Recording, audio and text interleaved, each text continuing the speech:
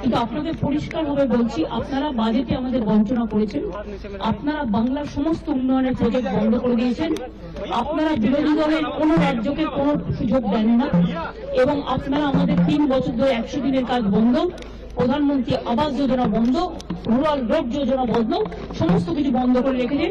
এমনকি food subsidy পর্যন্ত দেননি। আমরা 1,71,000 কোটি টাকা পাই লাস্ট ইয়ার পর্যন্ত। এই বাজেটেও কিছু নেই, শুধু জিরো। এইটুকু বলার সাথে সাথেই আমার মাইকটা স্টপ করে দিয়েছে।